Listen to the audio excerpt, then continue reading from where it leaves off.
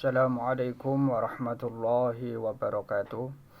Alhamdulillahi rabbil alamin. Wassalatu wassalamu ala asrafil anbiya'i wal mursalin Sayyidina wa maulana Muhammadin wa ala alihi wa sahbihi ajma'in. Hadratul muhtaramin yang kami hormati, Bapak Dr. Mursalin Magangka selaku dosen filsafat pendidikan Islam pada program Pasca Sarjana Sekolah Tinggi Agama Islam Ibnu Sina Batam, dan seluruh teman-teman seperjuangan program Pasca Sarjana Pendidikan Agama Islam dimanapun berada, serta para pemirsa yang budiman yang kami hormati. Pada kesempatan yang baik ini kami akan menyampaikan sebuah materi. Video ini kami buat dalam rangka memenuhi tugas dari mata kuliah Filsafat Pendidikan Islam. Adapun materi atau tema yang ingin kami sampaikan pada kesempatan yang baik ini adalah mengenai pemikiran Al-Kindi tentang pendidikan. Baik para pemirsa dimanapun berada, pendidikan Islam telah berkembang sejak masa awal kejayaan Islam dengan munculnya para filsuf muslim yang berkontribusi dalam pengembangan ilmu pengetahuan. Salah satunya Al-Kindi, dikenal sebagai filsuf Arab pertama yang memadukan filsafat Yunani dengan ajaran Islam.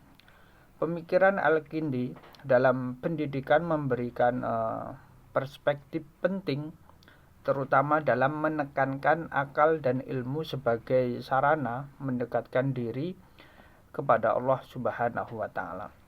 Sebelum kita membahas mengenai pemikiran Al-Kindi tentang pendidikan, kita akan membahas sedikit tentang biografi singkat beliau.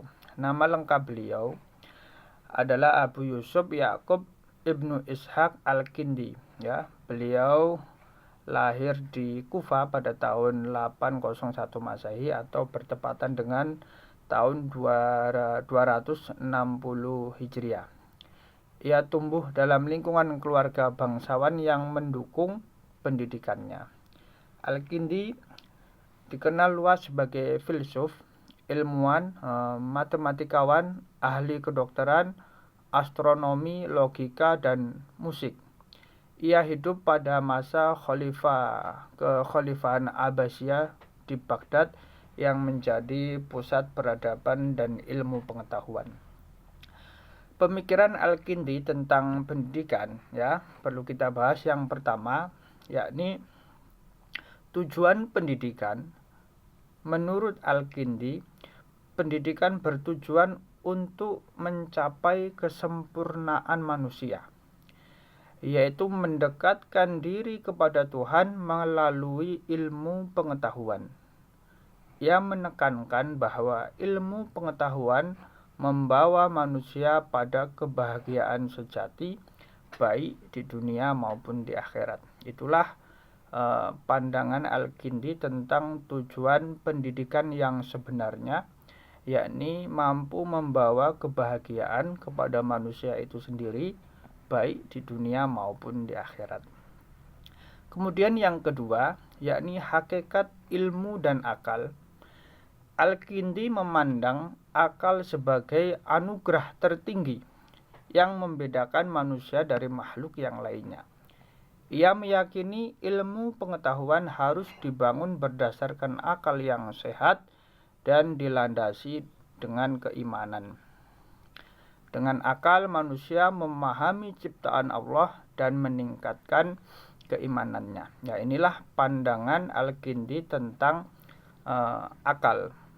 Beliau berpendapat bahwasanya akal merupakan anugerah atau nikmat yang paling besar yang Allah anugerahkan kepada manusia dan berfungsi untuk meningkatkan keimanan dan keilmuan bagi manusia itu sendiri.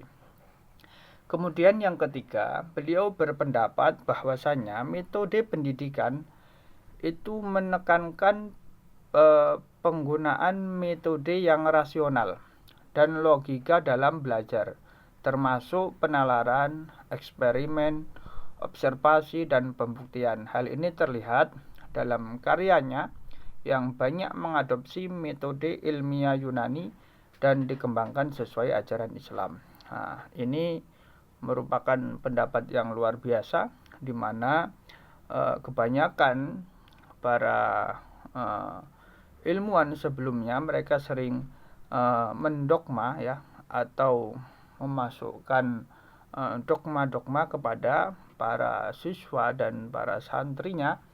Maka Al-Kindi berpendapat bahwasannya pendidikan itu harus rasional, dan ini yang membedakan Al-Kindi dengan beberapa ilmuwan yang lainnya. Yang keempat, Al-Kindi berpendapat bahwasanya peran guru dan murid adalah membimbing dan memberi motivasi kepada murid untuk berpikir dan memahami hakikat ilmu. Murid dituntut memiliki akhlak rendah hati, semangat tinggi di dalam menuntut ilmu. Kemudian yang kelima, yakni penguasaan berbagai ilmu. Al-Kindi menganjurkan penguasaan seluruh cabang ilmu, baik itu filsafat, kedokteran, matematika, logika, dan seni, sebagai jalan menuju kebijaksanaan.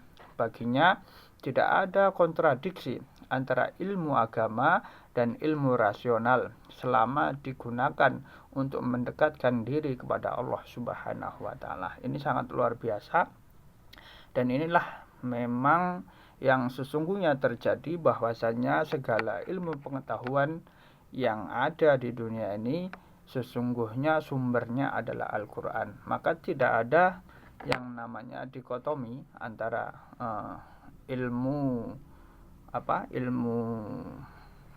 agama dan ilmu rasional. Sesungguhnya itu semua berasal dari Al-Quran. Kemudian kita akan membahas mengenai relevansi pendidikan, relevansi pemikiran Al-Kindi dengan pendidikan saat ini. Yang pertama, penguatan literasi dan logika pemikiran Al-Kindi mendorong pentingnya literasi ilmiah dan kemampuan berpikir kritis di era modern untuk menyelesaikan problem kehidupan dengan landasan iman. Ini cocok ya. Jadi Al-Kindi berpendapat bahwasannya pemikiran secara logika dan rasional itu sangat relevan di era modern dan era digital saat ini. Kemudian integrasi antara sains dan agama. Konsep Al-Kindi tentang keselarasan ilmu agama dan sains ini sangat relevan untuk mengembangkan pendidikan terpadu yang melahirkan insan cendekia yang berakhlakul karimah. Jadi tidak ada dikotomi yang namanya ilmu pendidikan, baik itu sains, baik itu agama, adalah sama-sama harus kita pelajari dan kita integrasikan untuk mencapai insan kamil atau insan yang mulia. Kemudian mengenai pengembangan metode pembelajaran, metode rasional dan logis Al-Kindi menjadi dasar pembelajaran modern berbasis penelitian, penalaran, dan pemecahan masalah. Ya, jadi ini sangat sesuai sekali pemikiran Al-Kindi tentang metode rasional dan logis. Ini sesuai dengan zaman atau era pendidikan saat ini. Maka dapat kita simpulkan Al-Kindi sebagai filsuf muslim yang pertama yang memiliki kontribusi penting dalam pemikiran pendidikan Islam. Ia menekankan akal dan ilmu sebagai sarana mencapai kebahagiaan hakiki untuk mendekatkan diri kepada Allah Subhanahu wa taala. Pemikirannya relevan untuk mengembangkan pendidikan di era ilmu pengetahuan dan nilai-nilai keagamaan di era digital saat ini.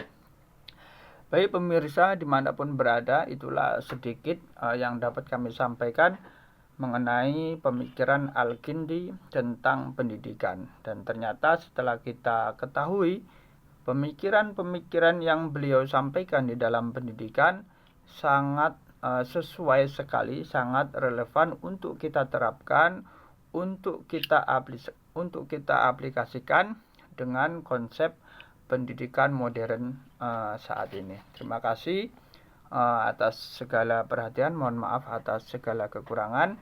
Wallahul muwaffiq ila aqwamit thoriq. Wassalamualaikum warahmatullahi wabarakatuh.